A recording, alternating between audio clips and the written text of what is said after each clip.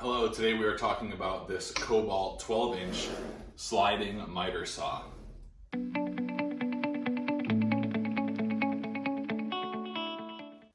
This video will be a review. Obviously it's already unboxed. I've made a couple modifications and upgrades, as you can see.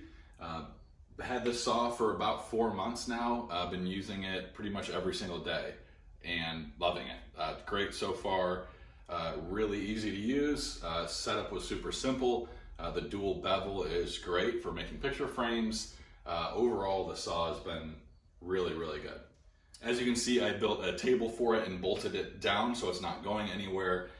This is super easy to adjust, even with the plywood fence. This is a zero clearance fence, so it sort of reduces the splintering when you're cutting a cheaper piece of pine or something. But the adjustments for the angles are super easy. It's got a locking mechanism here. You're lifting up on this and you just slide it. It goes both ways, 55 degrees to the left or up to 60-degree angle to the right. It has a couple different stops. There's one at 15 degrees. As you can see, I'm just unlocking it and pushing it. There's one at 90 degrees. This is 0 on here, so make a perfect 90-degree cut. The slide is super convenient. It's going to reach out and grab all the way up to 16 inches, I believe, wide. It's a little bit less since I added the 3/4 inch plywood, but connects right into my flex hose here. This goes right to my shop vac, so that's super convenient as well. Another thing I like about this saw is the laser. I don't know if you can see or not as I get closer, but there's a laser that's telling you where the blade is going to go. It's showing the left-hand side of the blade, so that's super convenient.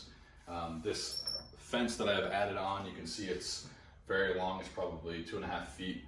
Has made things really simple. It comes with a 60-tooth blade. This was working great for me. I wanted something that could give me a more fine cut with less splintering as I was getting into some nicer woods and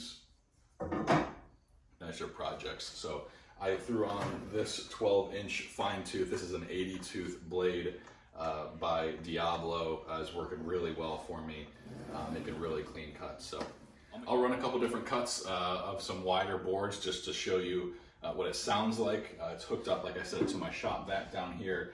So hopefully that'll give you a better understanding of what it cuts like. All right, here I have just a 1/2 inch thick piece of plywood. I'm gonna give it a cut and we'll show you how fine that works. Turn on the shop vac.